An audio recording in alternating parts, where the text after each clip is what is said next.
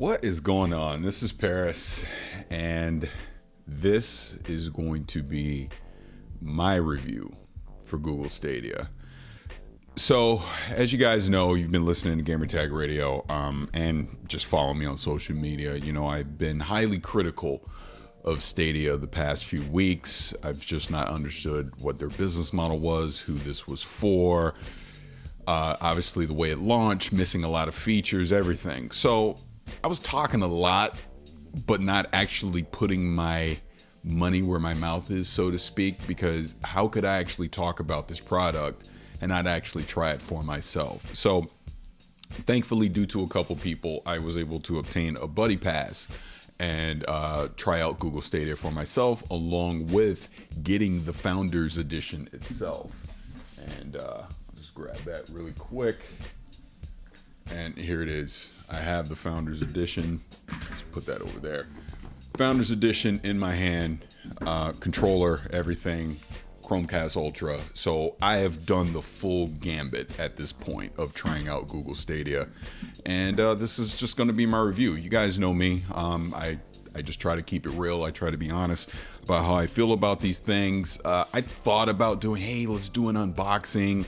Let's, do all this different camera things. And you know what? There are so many YouTubers out there and there are so many reviews out there that have shown you all those things. You guys don't really need that from me. So I just kind of figured I'd hop on here and just give my overall thoughts of what I think about Stadia. And let's start with the good. I think I've been critical enough. So let's start with the good. The technology absolutely works. I've been playing it via my Chrome browser on my PC, use hardwired, both with, like I said, the Stadia controller, the Founders Edition controllers, I can't talk, but we're gonna keep this going, as well as the Astro C40 wired into my PC. And you know what? I have a gig connection here at my house here in Southern California. I'm pretty close to the Google data center in Los Angeles. My connection, the latency has been flawless for me. I've been able to play a game like Destiny 2, no issues at all. I can say that without a doubt via the Chrome browser. Now, I have also played using the Chromecast Ultra out in my family room on the big screen TV, and that's where I've run into a few problems, but we'll get into that in just a second. So technology-wise, playing Destiny 2, no issues at all. It's been fine. Matter of fact, I'll just do it right now. If I hit play, I mean, this is where the tech comes in. This is where it absolutely works. Don't get me wrong, because like I said, I bring this up, it's firing up, it's going to connect me to the server here. This will probably just take a few seconds, but this part of the technology I absolutely love with Google Stadia. And without a doubt, decade from now, this will be the future of gaming. This is what we will be doing. We will be playing games that are housed in a server somewhere in the cloud, and we're just going to stream it over the net. But my biggest issue has been, and like I said, we're just talking here, so I won't even go into that. Like I said, I'm in Destiny 2 right now. It's loaded up. It's going to bring me into my character, the whole thing. But my issue is, especially here in the United States, the infrastructure is just not there yet to do this as your only option for playing a game. And this has been part of my issue with Google Stadia. I'm just going to go ahead and exit out of this and exit game. All right. So, I mean, that's how quick it is to launch into Stadia via the web browser. No issues at all with that. I'm perfectly fine with that. But I just don't think this is sustainable. So, as an example, like I said, I've been playing Destiny 2 the past few days via Stadia. My PlayStations have been fine. I've done PvP, I've done strikes, I've done missions, everything. I've been able to play it just fine. But the problem is, like I was playing with Danny, I've noticed other people I've been playing with, they're complaining about latency. They're complaining because maybe their connection isn't great. I kind of feel like my scenario here at home has been the optimal way to use Stadia, because I have a super fast internet connection. I don't have a data cap, and I'm very close, like I said, to the data center. So everything works great for me, right? I have no issue in my house. I did go up to Starbucks with my laptop. I did it there. Honestly, it was fine there too. So again, my personal play of Stadia has been fine in the limited ways that I've played. I do not own an Android phone, so I've not been able to test it that way. So again, that's the positive of Stadia. Now, slight negative is I've played on my Chromecast Ultra out in my family room. I've used the controller as a, it's wireless with the Chromecast because it connects via Wi-Fi directly to the Google service, which is great. Tweeted about this the other day. I did run into a problem a few times where I would go to try and launch it and the controller was unable to connect to Google services and I would get an error. Whereas sure, it popped up, because you have to use the app on your mobile phone. I have an iPhone, so I'm on iOS, to launch it on the Chromecast. That worked. But when I actually went to go play, the controller was unable to connect. So I had to restart everything, do it a couple more times, and then I was able to connect. Now, another thing, there's been some controversy about resolution. So when you do it on the PC browser, I'm only getting 1080p. I don't get any kind of 4K at all. Now, when I play it on my big screen, we know that Destiny 2 is actual native 1080p and it's up-res in the 4K. It did look a lot sharper. It was closer looking to 4K on my big screen than obviously what I would see on the web browser. But still not as sharp as something like on an Xbox One X on the same screen, or obviously if I'm playing natively 4K on the PC. So that's also something to consider as well. The reason I bring that up is the fact that, again, the business model of Stadia. They're charging you $9.99 a month for this once this initial 3-month period ends. What are you paying for? Realistically, you're paying for 4K because the games that you get, you're getting some old games that come in. Okay, that's fine. It's very similar to Xbox Live Gold or PlayStation Plus. I mean, sure, you'll find some gems every now and again, but it's not the optimal way that, if I'm paying $10 a month, what's the value that I'm getting out of it? 4K? We're finding out now that not all games are necessarily going to support 4K natively. And even if they do 4K, it may just be an up-res version of it. So again, where's the value of me spending $10 a month? Now, Stadia will come with a free tier that is 1080p. Maybe that's okay for enough people. Personally, not for me. And again, this goes back to the main issue that I have with Stadia. It's their business model. It's not the tech. Even though I do think the infrastructure can be limiting for some people, let's just throw that to the side for a second. It is the business model. It's not sustainable. Sure, it launched with only 12 games. They added 10 more, so it was 22. I get all that. But long term, who's picking this to be their primary way to play their games? I'm not. As an example, you guys know how much I love Cyberpunk 2077. That will be the definitive game for me going into 2020. When it comes to decision time, where am I going to play it?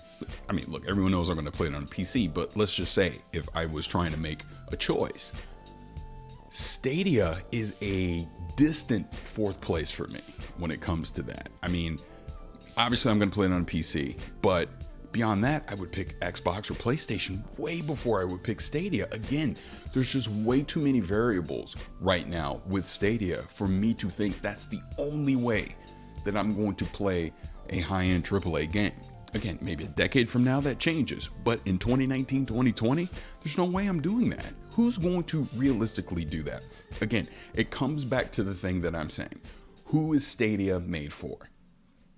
It's not made for the hardcore gamer, because a hardcore gamer like myself, there are other viable platforms to play on. If you're a casual person, am I really going to spend $60? Am I going to spend retail prices to get Stadia for the games? Or am I going to invest $10 a month? And yeah, you'll get some pricing discounts. Am I going to do that as a casual gamer? I personally don't think so. So again, who is this marketed towards? Who is their audience? It makes me ask a lot of questions that Google didn't partner. Again, I'm just going to say Steam. Partner with Steam. Partner with, I don't know, CD Projekt Red, like GOG. Partner with, to give an option to where, all right, I have my Steam library available to me on Stadia. So I can use Stadia via my Steam library. And if the cloud streaming isn't working, I can fall back to my PC and still play all my games. You don't have that option with Stadia. I'm not trying to make this an Xbox versus Google thing, but I look at what Xbox is doing with Project xCloud. They're treating it like a supplement. They're not pretending that this is going to be the future of gaming right now. They're saying, here's another way that you can access your library of games. They're integrating it with Game Pass. I think this is the right move as a supplement. Stadia as a primary way to play games, it's just, I don't think it's viable. I don't. And this isn't a slam against the people that work at Google, that are hard at work on this technology and making this, because I understand that. And I really appreciate those people that are doing all this hard work to try and deliver something new and unique. I just think the delivery method and the marketing towards it is a mistake. I just do. I go back to 2013 with Xbox One. I believe that a lot of things that Microsoft was attempting to do at that time, the delivery was just poor, right? So I think that's what's happening here with Google, where I think the technology is amazing. I think of all the cloud gaming that I've done, this has been the smoothest of all of them. And that includes OnLive, PlayStation Now. I have tested Project xCloud. I've done GeForce Now. I've done all these platforms. I've even done some testing on EA's upcoming thing. Stadia has been the best. But again, I do think my scenario, I'm on gig internet. I'm in Southern California. I have a 9 millisecond ping to the nearest Google server data center towards me. I'm ideal. I am the perfect candidate for what they're attempting to do with this technology. And it works. But even with all that, there's no way in hell I'm going to rely on this as my primary way to play. Yep, I don't have a data cap on my ISP. That's great, but a lot of people do. This chews up a lot of data when you're playing. So that's something to consider. I didn't even talk about the controller. So even with the controller, it's good, but it's not great. Again, I'm just going to be real. I would choose this Astro C40 over this controller. It gets the job done, don't get me wrong, but definitely I'm going to, like I said, the C40 or the Xbox Elite, the new Series 2, I would choose over it. It's okay. And I love the tech that they have in here with the Wi-Fi, but again, it's another variable where it didn't work.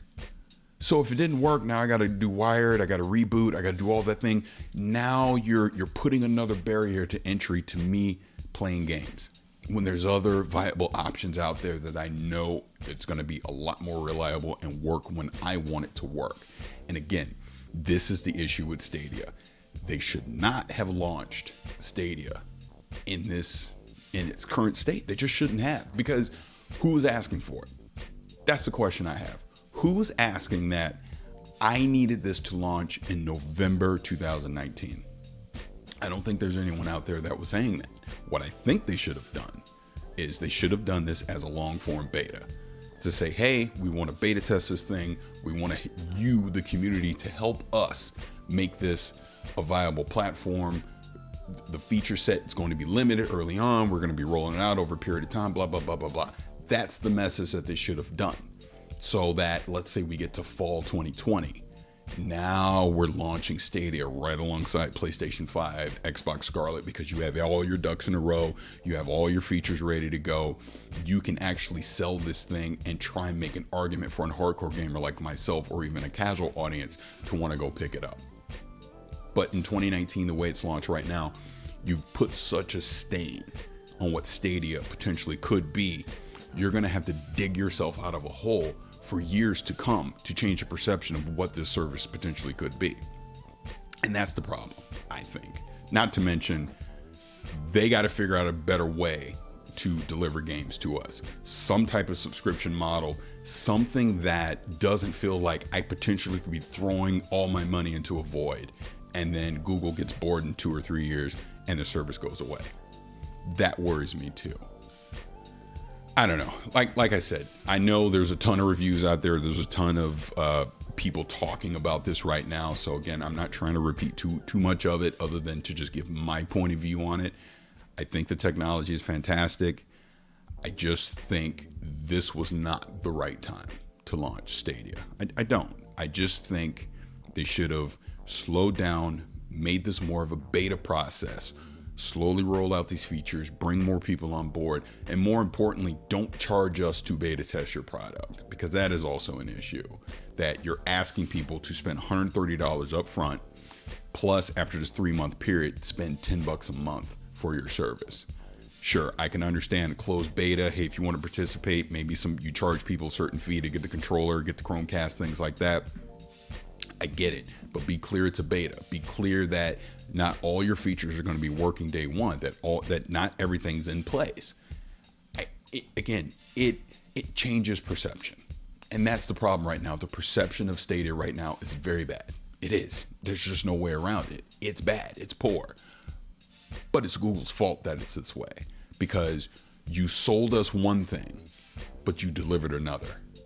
And now they're in scramble mode now, because, like even now with the games that are coming in December that are part of the Pro package, Tomb Raider and Farm Simulator, you actually could have bought them a couple weeks ago. So if anyone bought them, they got a refund on the money, things like that. Everything seems like a scramble to catch up and put out a fire, versus, hey, we're a beta, guys. Things are going to be broken. Give us feedback. Help us make this the best platform that could possibly be. And it's a damn shame that the perception is so poor right now, because like I said, playing Destiny 2 on here, I tried Samurai Showdown. The input lag, I didn't notice it. It didn't bother me. And that's the best thing I can say about Stadia. I didn't feel a distinctive, like, oh my God, what am I doing while I'm playing this? This is terrible, the input lag. But again, the perception right now is there is a ton of input lag. It doesn't work the right way. You don't have the features that you promised. You sold us a bag of goods and you couldn't deliver it. That's the perception of Stadia right now. Overall, to wrap this up, I would say to anyone watching this, if you're interested in Stadia, wait. That's the best advice that I can give. There's no way I can recommend anyone right now to spend $130 to pick up this Founders Edition, Premium Edition, whatever it's called right now. I cannot recommend that.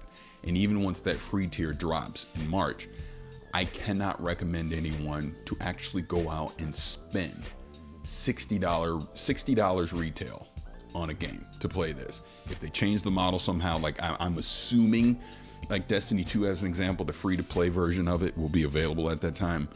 Go test it for yourself at that point. I mean, I know they're going to be rolling out some more of these features over the next few months. Maybe that helps, maybe it doesn't, I don't know. But once we start getting into the summer and holiday of 2020, because that's the biggest thing right now. As we sit here today, I cannot recommend Stadia over Xbox One or PlayStation 4. So what the hell do you think people are going to be saying November of 2020 when PlayStation 5 is out, when Scarlet is out, when all these amazing titles, Halo Infinite, Cyberpunk, all these games are out? Those platforms are going to be way more desirable than what you're going to get with Stadia. And honestly, the money potentially, okay, $130 versus $500. Yes, that is a difference. And I understand that a lot of people can't afford that, but let's also be real here. The hardcore audience that Stadia is potentially chasing, they're the ones that have that disposable income to go get a PlayStation 5, to go get an Xbox Scarlet. You see what I'm saying? So again, who are you marketing this to? So my advice, wait, listen to feedback from people that are actually beta testing us, because that's what this is. And I don't mean to be harsh when I say that, but that's just the truth. Listen to the people that are actually playing the service right now, get feedback, make an educated decision at some point in 2020 if this is something you want to invest in. Excuse me. But that's my hands-on with Scarlet. That's my hands-on with Stadia, excuse me. Seeing too much Xbox and PlayStation talk, but that's my hands-on with Stadia. That's my impressions of it.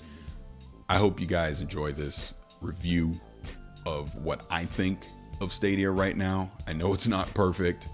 I do think the technology is great, but my advice right now for anyone watching this, wait. This is Paris. Thank you guys for checking this out.